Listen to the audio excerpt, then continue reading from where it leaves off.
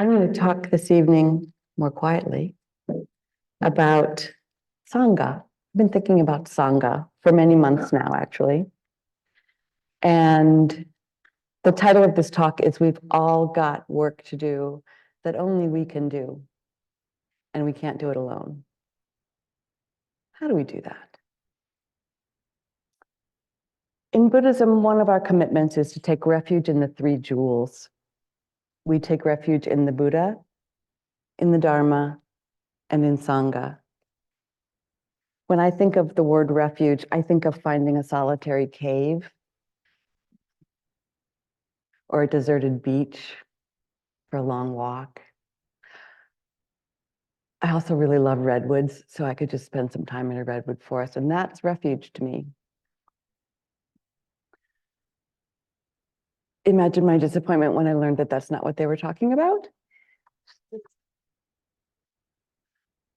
It doesn't mean a place to hide when we take refuge. It means we meet the world and ourselves from within the refuge of the Buddha, the Dharma, and the Sangha. And that refuge, those refuges, the refuge in the Buddha, the Dharma, and the Sangha help us to meet and cope with the various bits of our lives that are difficult, and meet and deal with the various bits of our lives that are joyful. And these refuges help us to live in such a way that we have ever diminishing suffering and ever greater happiness. Taking refuge in the Buddha means honoring the historical Shakyamuni Buddha and all of the Buddhas that came before that Buddha and have come after that Buddha since the time of that Buddha. And it also means taking refuge in our own inherent Buddha nature.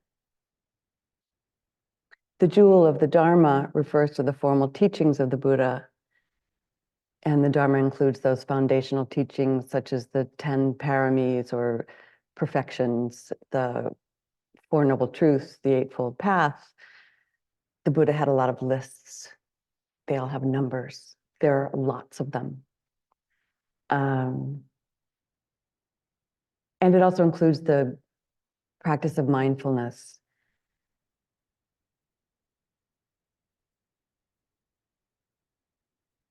It includes the enormous body of Buddhist teachings that have been developed in the 2,600 years since the Buddha's lifetime. And we take refuge in Sangha. And Sangha refers to the community of people with whom we practice. At the time of the Buddha, it was termed a fourfold Sangha. There were monastic men, monastic women, lay men, lay women. Today, we get to meet all together in person and on Zoom.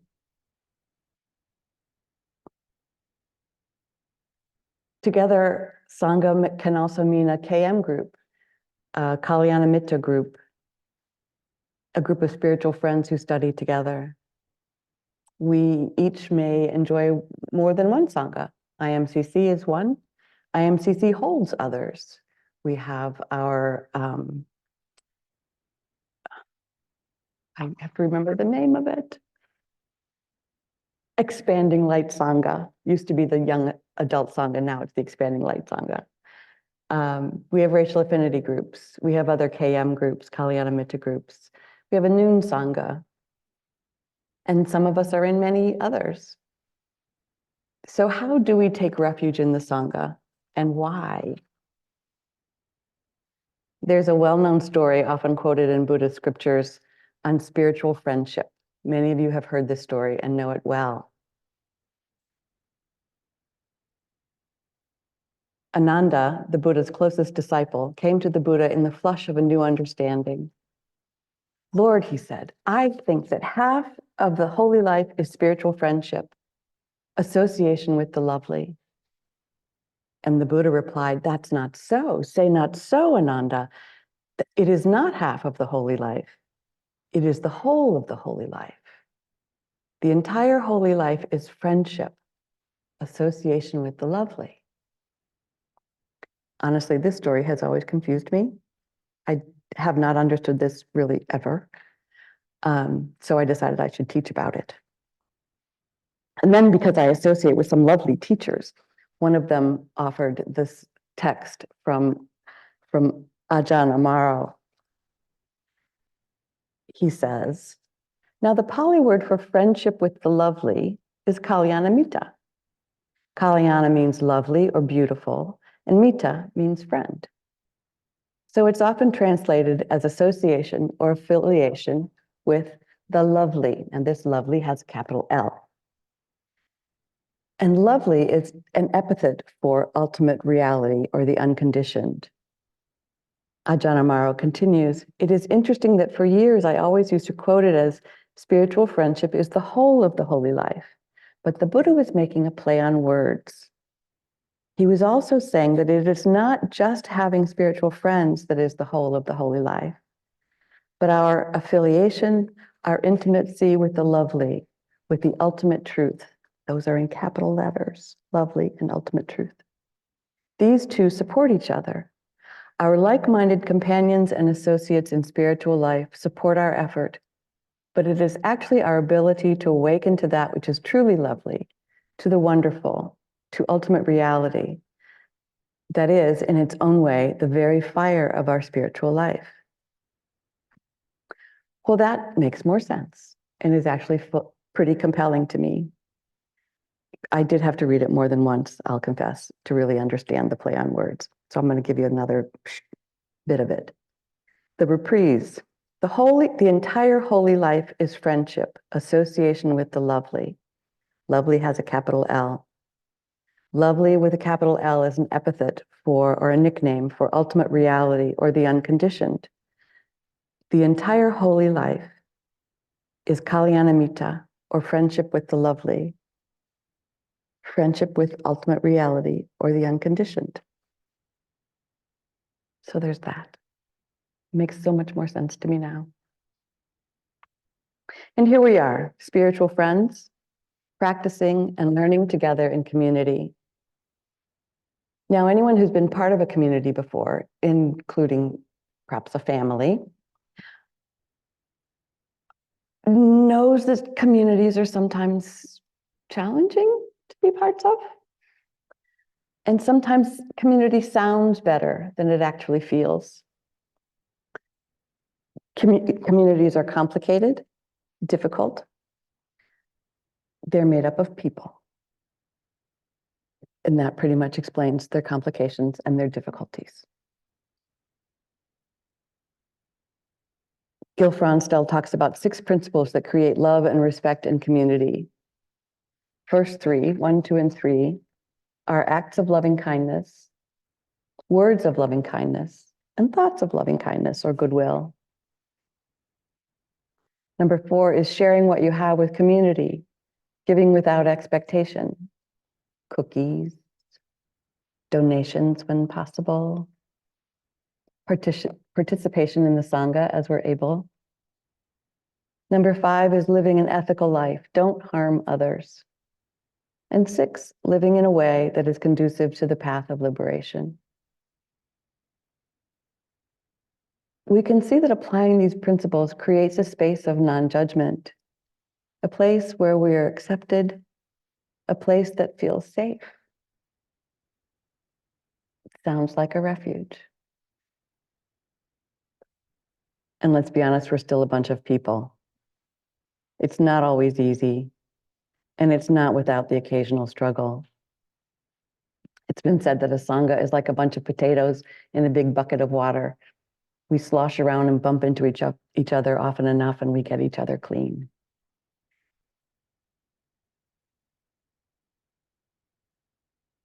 It is through our sometimes messy human contact with each other that we may sincerely practice with one another and more deeply realize the Dharma.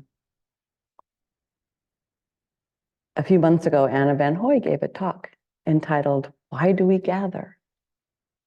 She noted that we come together because we wish to be in connection with others. And why do we wish to be in connection with others? Because connection with others is the #1 predictor of happiness over time. An 80-year Harvard University study concluded that close relationships and social connections are crucial for our well-being as we age. Having supportive and nurturing friendships is a buffer against life's stresses and protects overall health. We know that stress is harmful to us physically, emotionally. For a moment, just imagine approaching a group of people where you feel you don't belong. What do you notice in the body? It's very unpleasant, yeah? Shake that off. Now turn your attention toward imagining entering a group where you feel a true and deep sense of belonging. Now, what do you sense in the body?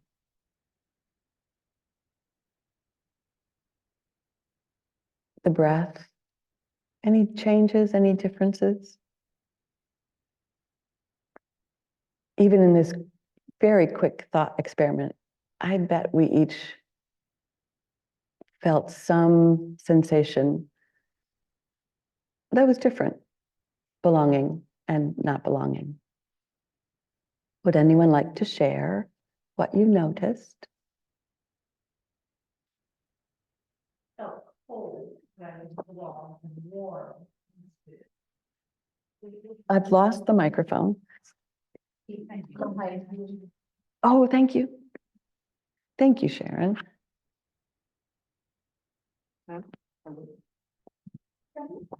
Hello? There we go.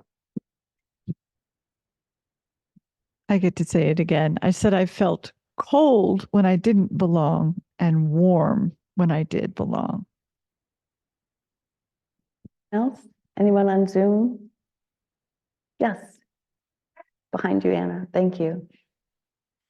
When in the feeling of not belonging, I felt energy moving and sort of tightening back around my spine. And when belonging, it opened up more clearly and firmly into front body. Great, thank you. Anybody else? Thank you. All right, and thank you, Sharon. So here we are in a space where all are welcome, a place of peace, a place where we are unified in desire to practice and learn together. How fortunate we are. We're among spiritual friends and we belong to each other. Side note here, I get a little nervous preparing and giving a talk. Maybe you'll relate or notice. As we were meditating, it occurred to me, I was meditating, don't worry, but thoughts still come. I'm with my Sangha. I belong here. These are my people. Why am I nervous? It helped a little, just a little.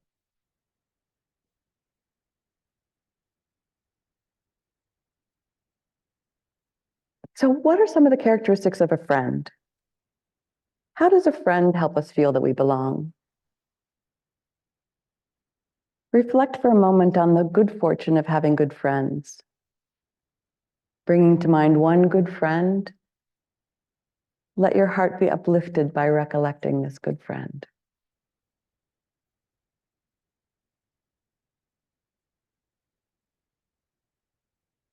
For some of us, taking refuge in the Sangha is our toughest jewel.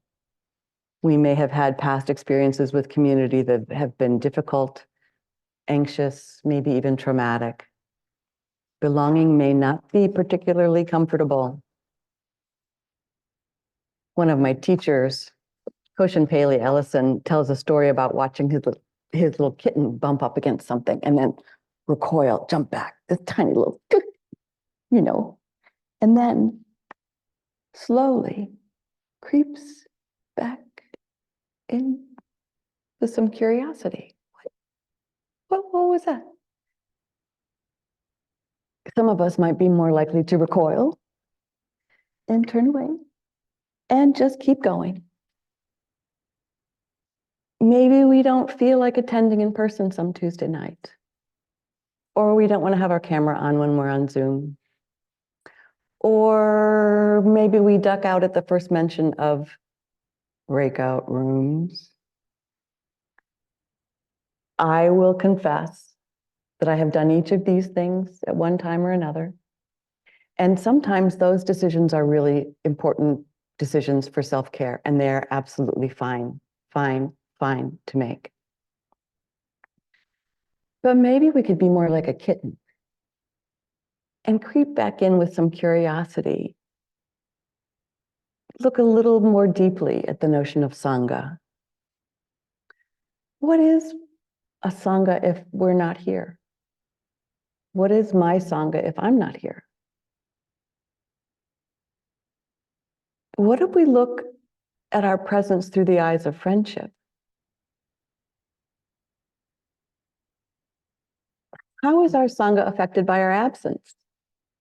And what are we missing? There's that fear of missing out. I get that the most when I don't choose to come or can't come. How do we hold back from giving and receiving the warmth of Sangha? And knowing that generosity is the first of the 10 paramis, or the 10 perfections that the Buddha taught, how might these reflections on Sangha affect my practice and affect my choices? Friends, let us pause and consider what qualities we enjoy when we gather in Sangha. What is a good spiritual friend? Why is Sangha important? What are the characteristics of Sangha, and how is it a refuge? I'd like to invite you to join with 3 other folks, groups of 3 or 4, including breakout rooms. I hope you'll stay. I hope you'll stay. I'm looking at my computer here when I'm looking at you. I hope you'll all stay and discuss just for 10 minutes. What does it mean to be a member of a Sangha? What is important about Sangha life? We'll take just 10 minutes to do that. Would anyone like to share how that was for you? What did you or your group come up with? Online? In person? David, please unmute yourself. Talk to us.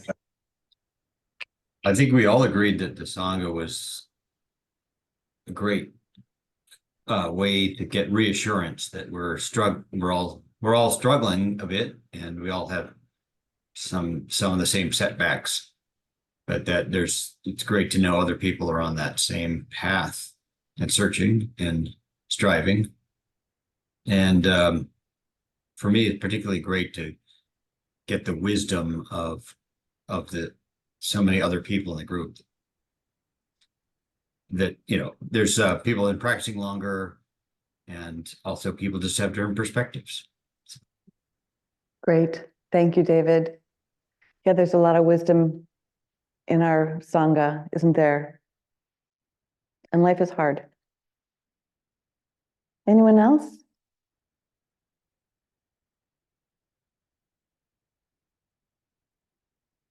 Yes, Eliza.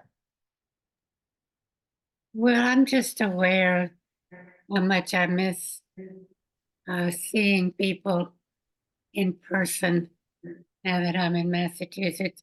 I've always done Zoom because I didn't live right in Charlottesville, but I would get to workshops and such retreats, and I really miss that. It makes a difference. Yeah, it does make a difference, doesn't it? But Can I'm you- so happy for my spiritual friends group that Laura, I think you were sponsoring us years ago, and we're still together. Oh, wonderful. I'm so glad about that for you. Terrific. So we were similar in a way and felt a real we-ness or togetherness about a Sangha, not a hierarchical thing or grouping. And the okayness about being quiet or being vocal, and the by the way, chip in with me if it gosh, all of a sudden I just blocked on what we talked about. We talked about feeling our individual specialness as a Sangha, but also the integration universally with the Sangha. And oh, you know what? I am so sorry.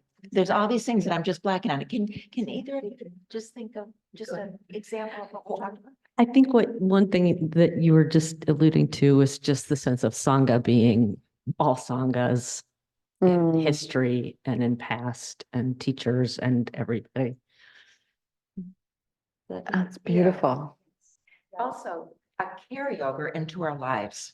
A carryover into our lives. Carryover, and just the teachings kind of establish a bit of a commitment within us of the purpose that we're a part of, and the just specialness of that. It's not just believing in something, it's a purposefulness. Beautiful. Thank you. Thanks, everyone. I first started thinking about this talk. I first started preparing this talk about 6 months ago.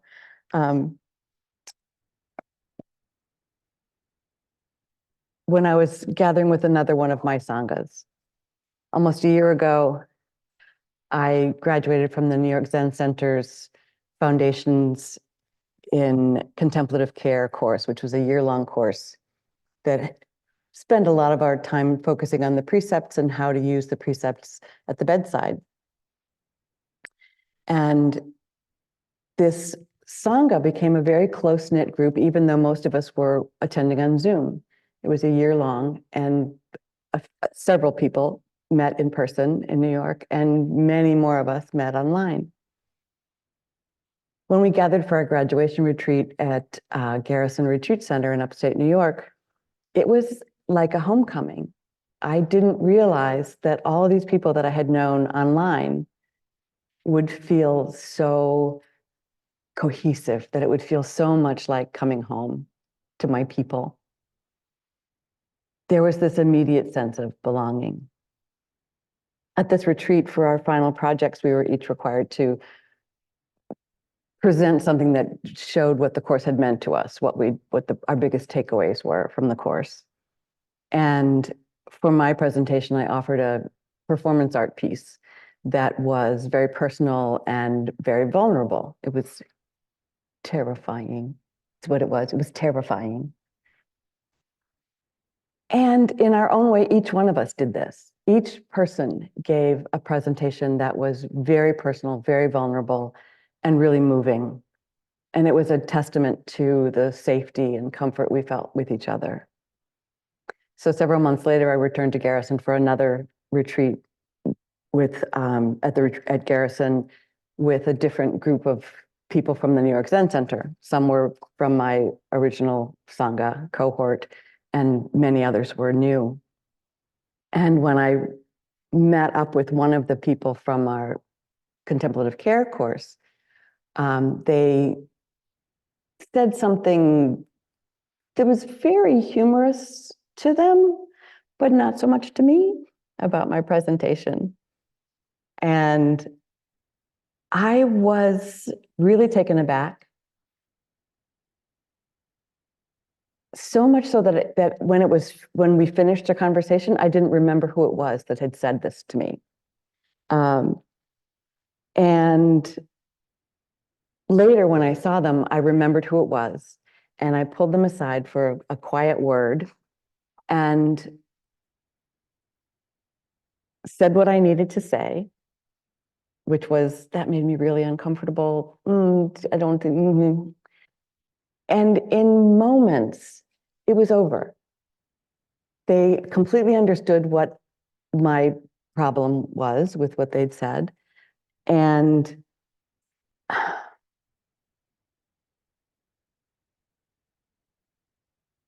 the end of the story was a really quick, loving repair. The next day, they came to me early in the morning and said, "Are we okay? Is there anything else?" And there was nothing I needed to say. There was nothing. "Are we back?" They said, "Yes, we were totally back, and we still are."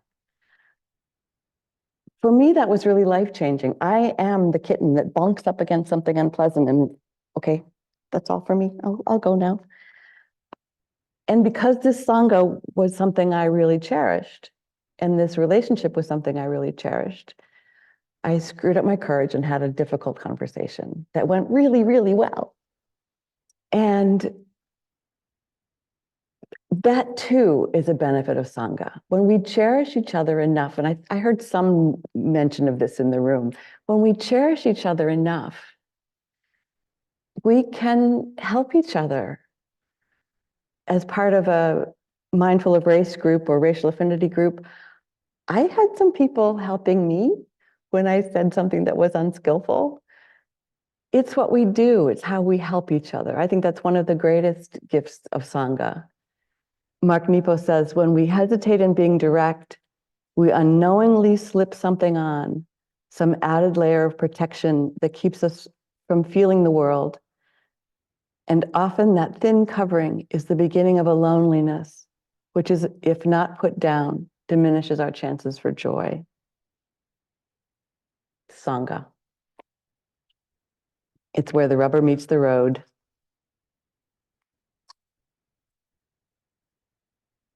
Skipping, skipping, skipping, skipping. Thich Nhat Hanh says, go back a step. We've talked a lot about the goodness of Sangha, the holiness of Sangha, the sweetness of Sangha. And Thich Nhat Hanh says, don't think that holiness is only for the Pope or for the Dalai Lama. Holiness is also within you and within your Sangha. When a community sits, breathes, walks, and eats together in mindfulness, holiness is there. When you build a Sangha that has happiness, joy, and peace, you'll see the element of holiness in the Sangha.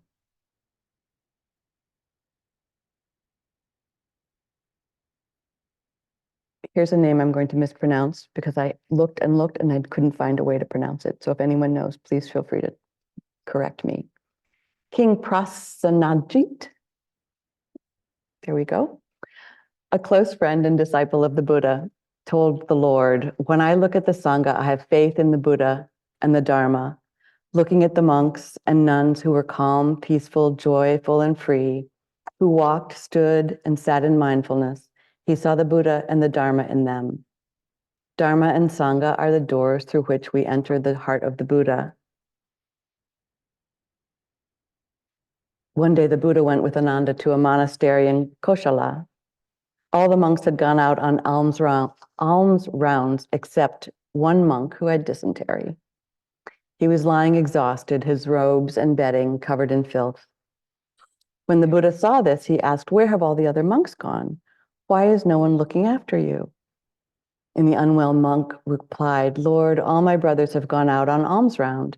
At first they looked after me, but as I was getting no better, I told them I would look after myself." The Buddha and Ananda bathed the monk, cleaned his room, washed his robes, and gave him a fresh robe to wear. When the monks returned, the Buddha said, "Friends, if we do not look after each other, who will look after us? When you look after each other, you are looking after the Tathagata. If you look after the Buddha, if you look after the Sangha, you are looking after the Buddha. When your Sangha is happy and advancing in the practice, the holiness of the Sangha increases, and the presence of the true Buddha and the true Dharma become clearer. When you walk in mindfulness, you're taking good care of the Dharma. When you make peace with another member of your Sangha, you are looking after the Buddha. Without you, the Dharma cannot be practiced. It has to be practiced by someone. Without each of you, the Sangha cannot be. That is why when we say, I take refuge in the Buddha, we also hear the Buddha takes refuge in me. I take refuge in the Dharma takes refuge in me. I take refuge in the Sangha takes refuge in me. Those words were by Thich Nhat Hanh.